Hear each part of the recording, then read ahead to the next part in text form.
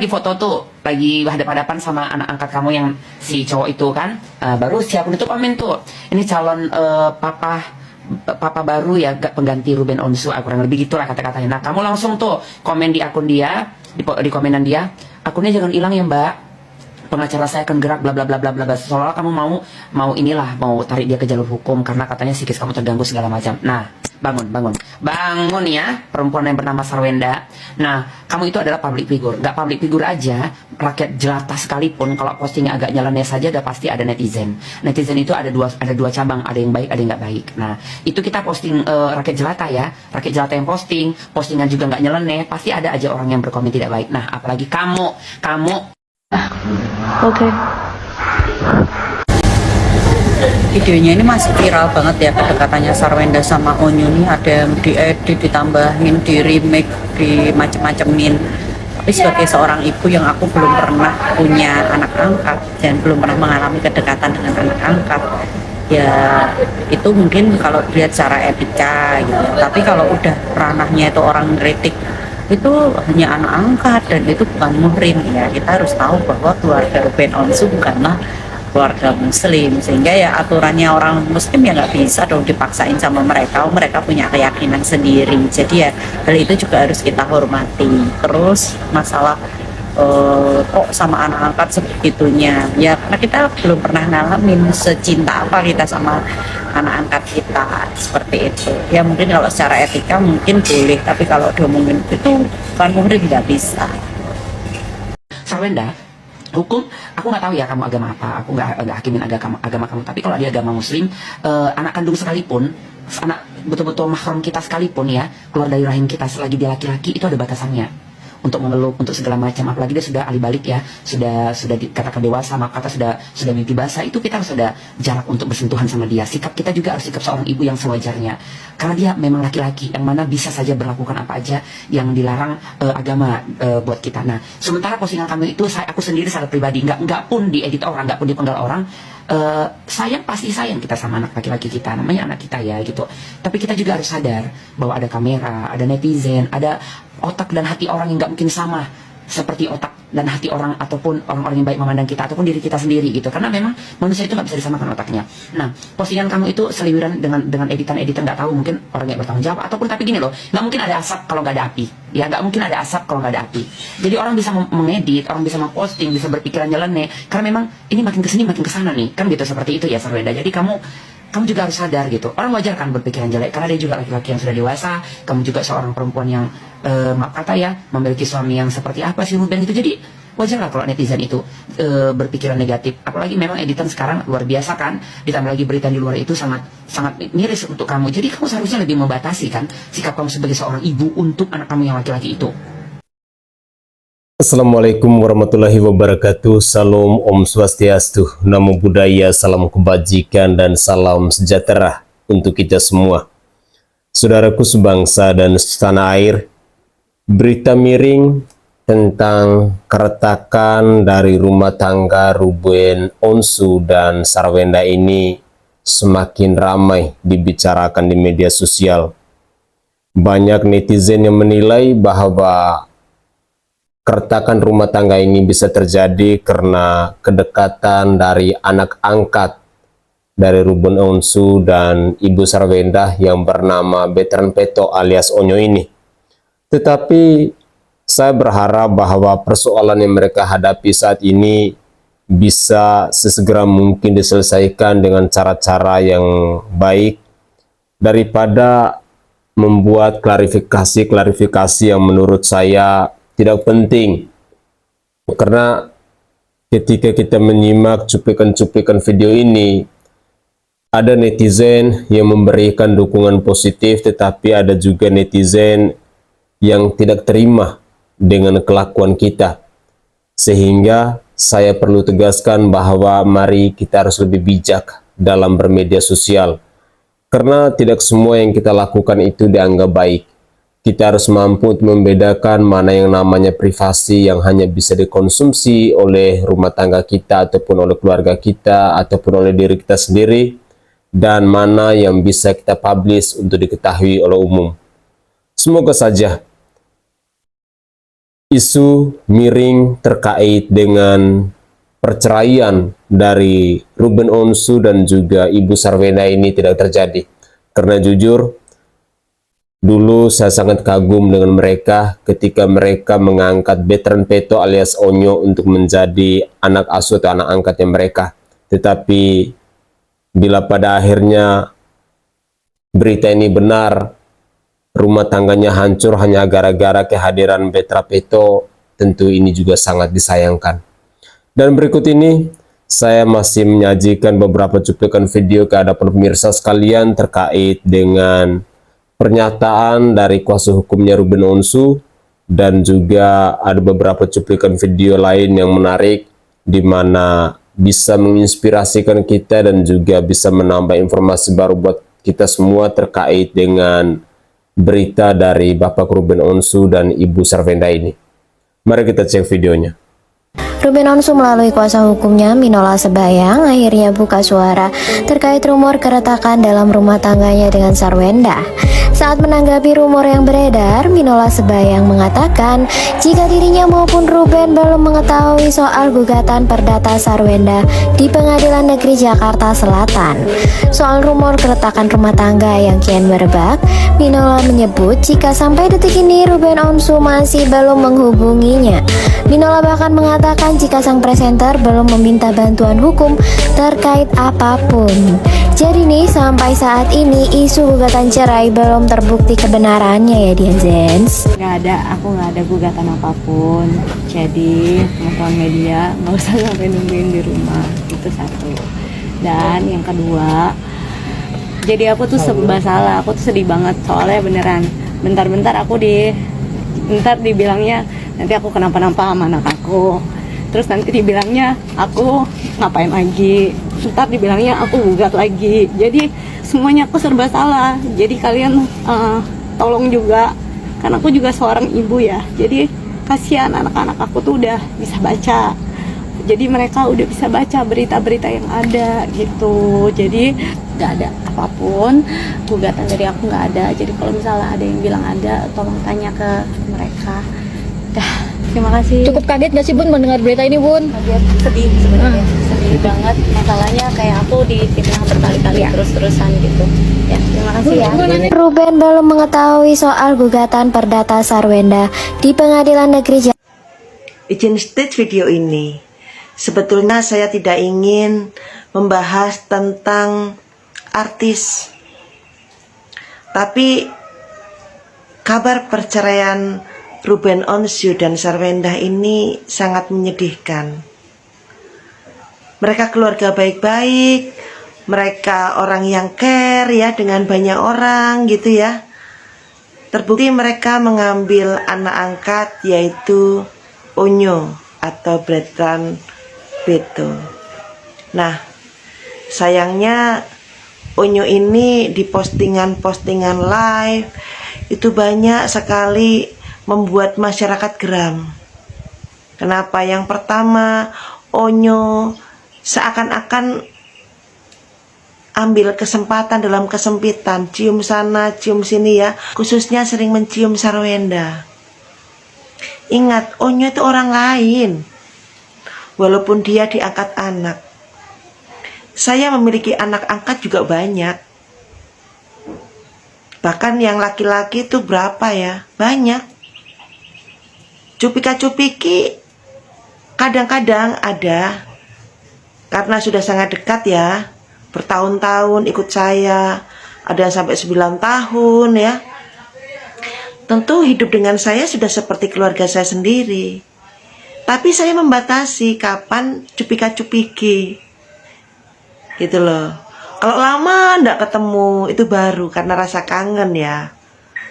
Tapi di luar itu nggak ada seperti Onyo yang sewaktu-waktu bisa cium-cium Sarwenda.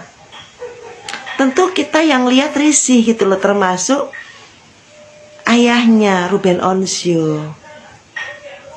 Ya, jadi saya pun anak perempuan banyak anak angkat.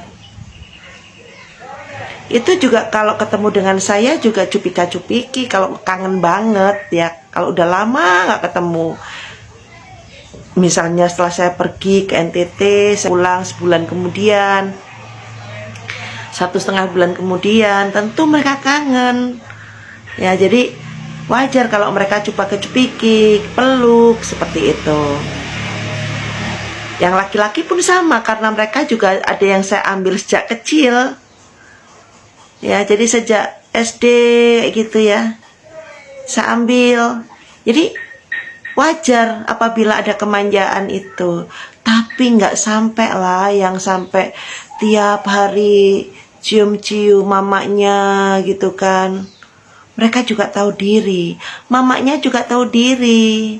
Dimana anak kalau sudah besar, apalagi lawan jenis, itu sebaiknya tidaklah terlalu mengumbar-ngumbar kasih sayang yang berlebihan. Kenapa? Karena papa pasti nggak nyaman, ayah pasti nggak nyaman. Jadi memang Ruben Onsu ini harus siap-siap ya pada saat memulai mengambil seorang anak. Kita harus siap-siap berbagi perasaan, kehilangan perhatian. Ya, Sarwenda juga harus jaga batasan. Dimana sesuatu yang suami nggak suka, walaupun tidak diucapkan, Sarwenda harus peka. Kalau melihat si Onyo peluk-peluk, kemudian si Onyo melakukan apa, apalagi sekarang udah semakin besar ya, Sarwenda udah harus tahu diri gitu loh.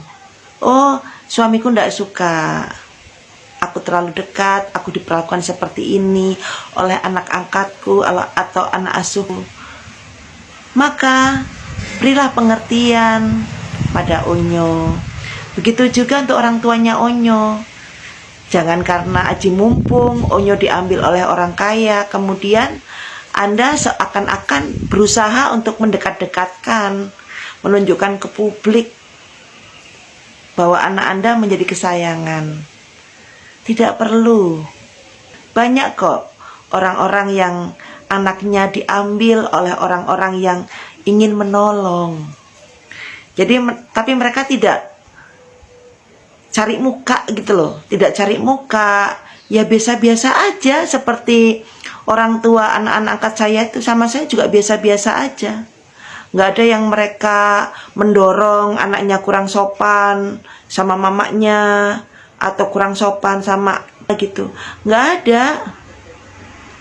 Mereka menyerahkan ya sudah, tidak terlalu banyak ikut campur. Memang sebaiknya kalau anak sudah diserahkan, ya sudah, jangan ikut-ikut gitu ya.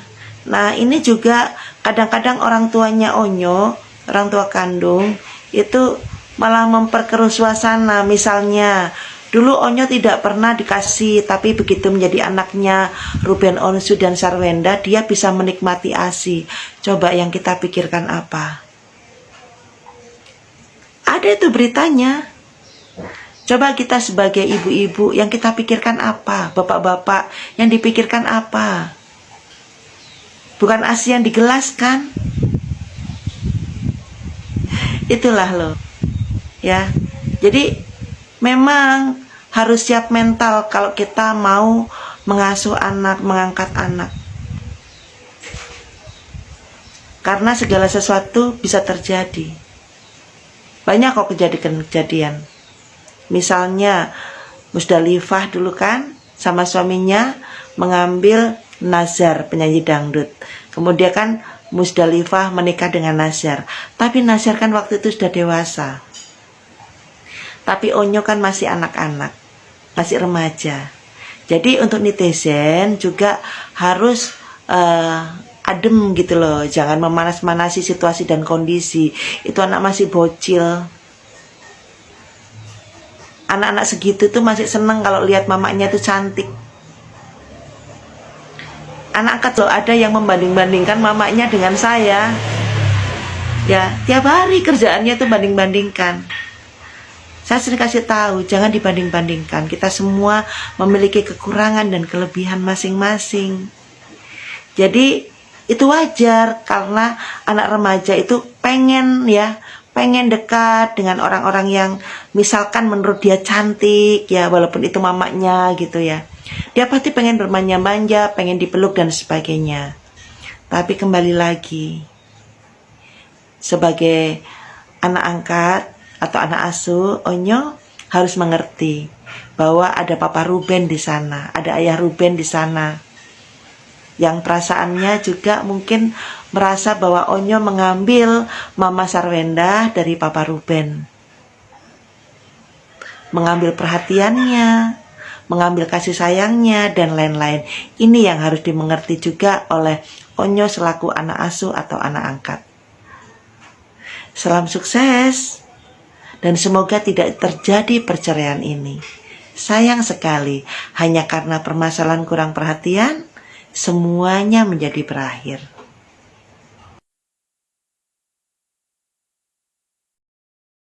Oke, terima kasih untuk wejangan yang diberikan oleh ibu ini. Tentu ini sangat berguna bagi kita semua ketika kita mendengar isu tentang perceraian dari Bapak Ruben Onsu dan juga Ibu Sarwenda. Bijak menanggapi berita perceraian tentang Ruben Onsu dan juga Sarwenda. Pemirsa sekalian, tadi kita juga sudah mendengarkan bersama-sama pernyataan dari kuasa hukum Ruben Onsu dan juga berita tentang klarifikasi yang disampaikan oleh Ibu Sarwenda itu secara langsung. Tentu kita sebagai netizen juga harus bijak bahwa jangan sampai kita menggiring rumah tangga dari Ruben Onsu dan juga Ibu Sarwenda ini ke pintu kehancuran, karena itu sangat tidak bagus. Saya berharap bahwa kita bisa melihatnya dari sisi positif saja. Memang tidak semua netizen bisa berpikir sampai ke arah situ.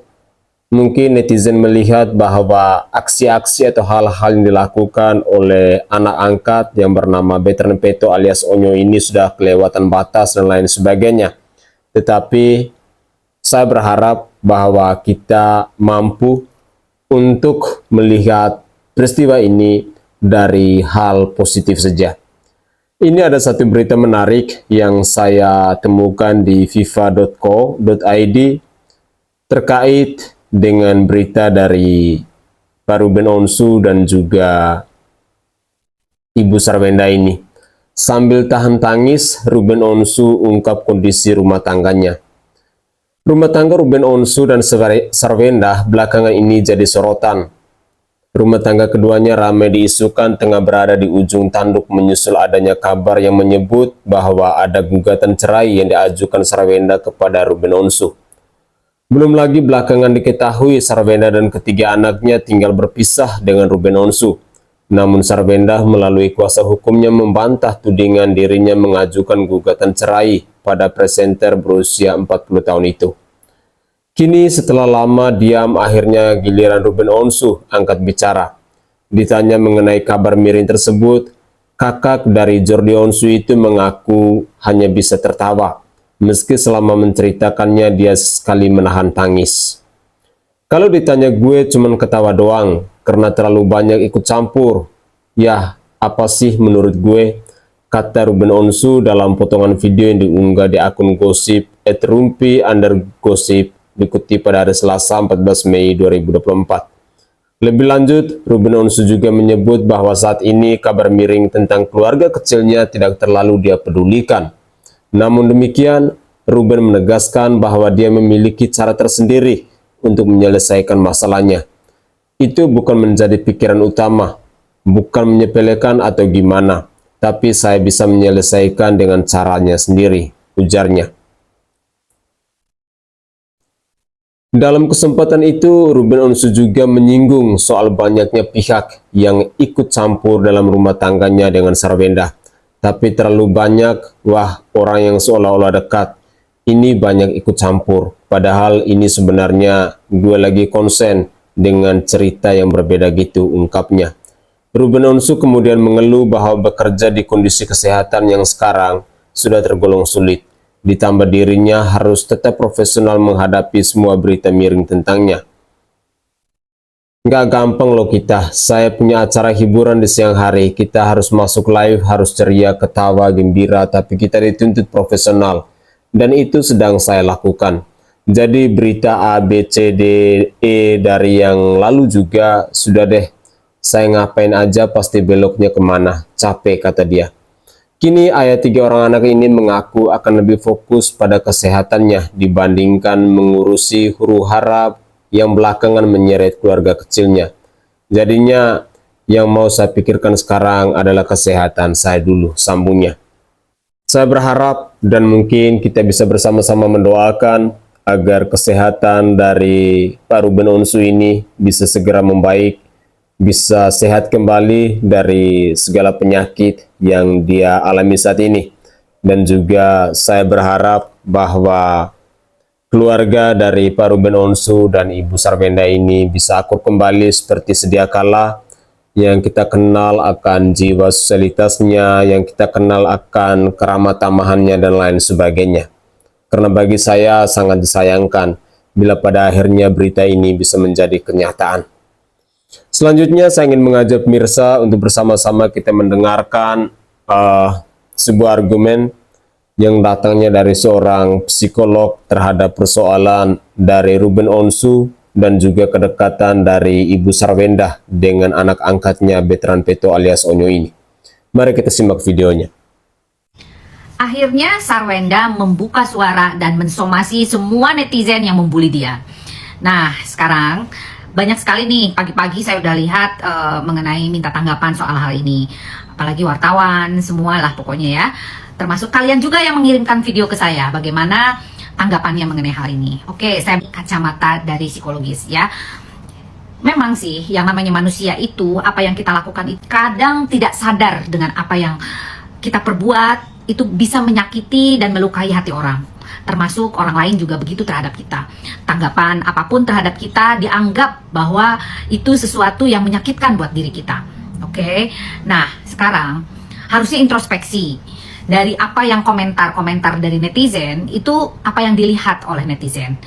Nah, saran saya nih, kalau boleh ya, sebaiknya perlakuan atau kelakuan yang diperlihatkan, dipublish terhadap anaknya ya, yaitu siapa, Betran. Kan semua orang tahu bahwa Betran itu bukan anak kandung gitu loh.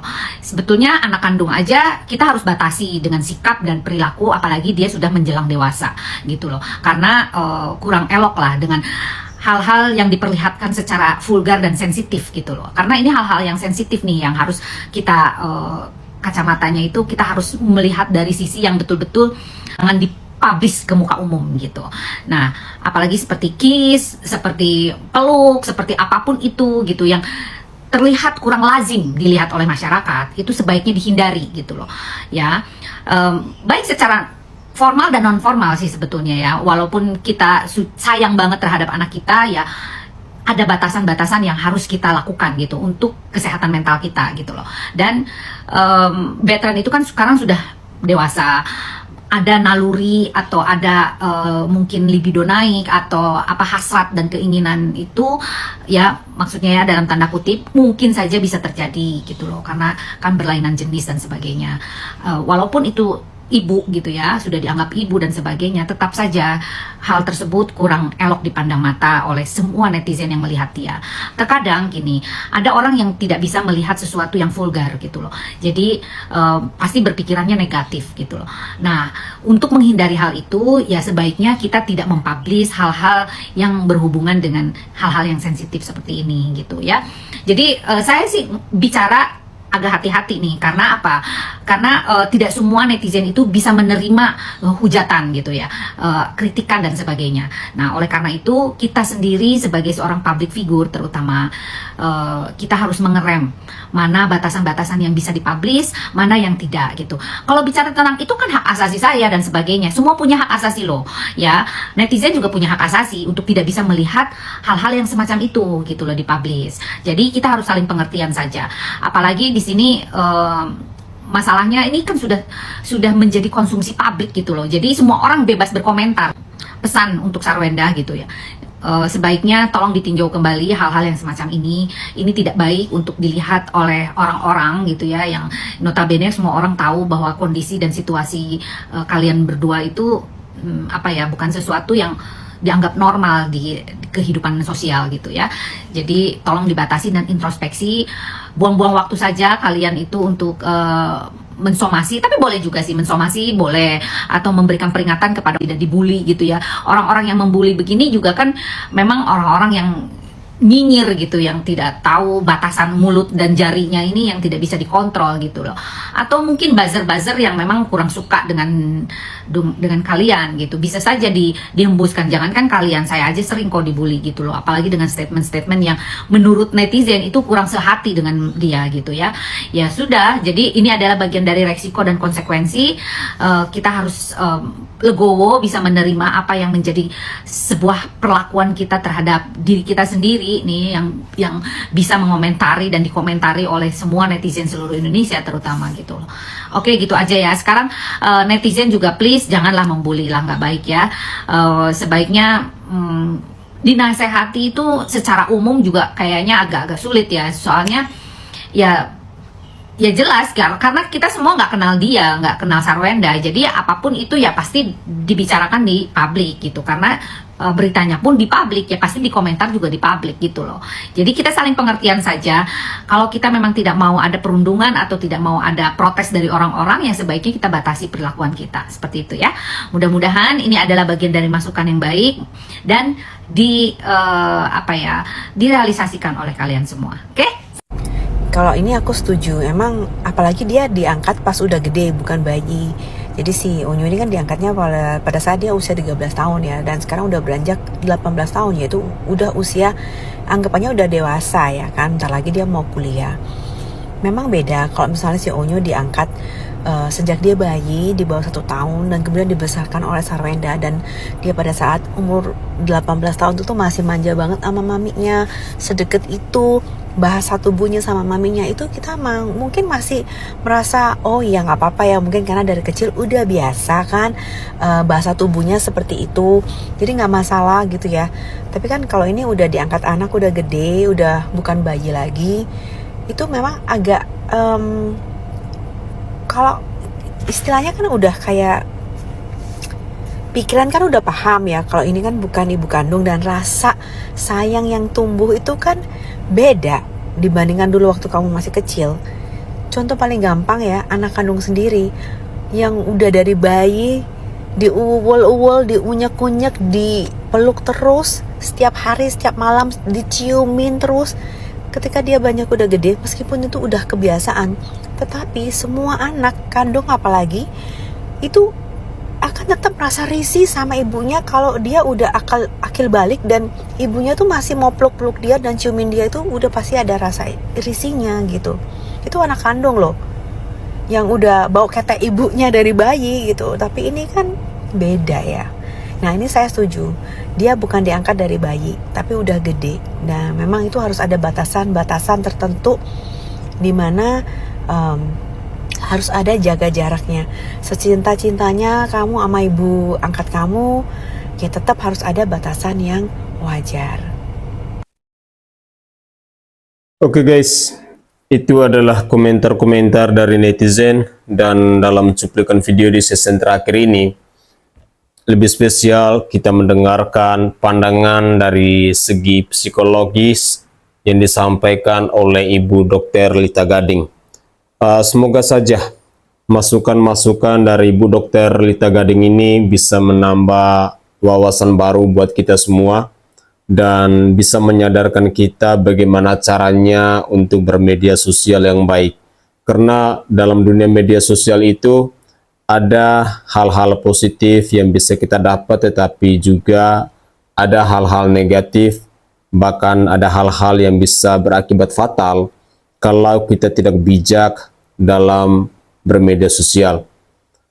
Hal-hal yang dilakukan oleh Ibu Sarwenda bersama anak angkatnya yang bernama Betran Peto alias Onyo ini mungkin bisa dijadikan sebagai pembelajaran dalam hidup kita semua, bahwa tidak semua momen, tidak semua peristiwa di dalam kehidupan keseharian kita itu harus dipublikasikan, tetapi kita harus mampu untuk membedakan mana hal-hal yang privasi dan mana hal-hal yang bisa diketahui oleh publik.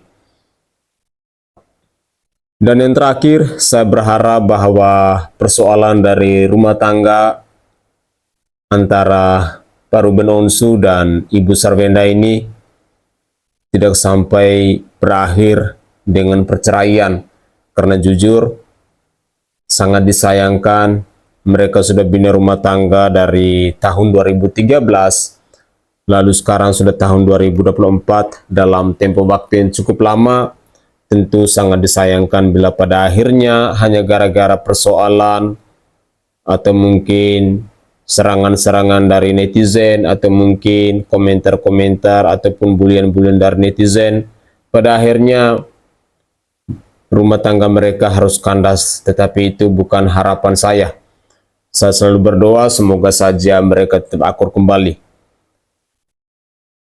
Dan yang terakhir, semoga saja kesehatan dari Bapak Ruben Onsu ini bisa segera pulih kembali, dan semoga kita netizen Indonesia bisa saling mendoakan untuk kesembuhan dari Bapak Ruben Onsu ini. Itu saja komentar singkat dari saya, dan saya mohon maaf jika ada tutur kata atau buah bahasa saya yang tidak berkenan di hati para pemirsa sekalian. Saya Sainai dari Provinsi Nusa Tenggara Timur. Saatnya kita yang rakyat jelata harus berani untuk bersuara. Salam hormat, salam NKRI, dan salam Pancasila untuk kita semua.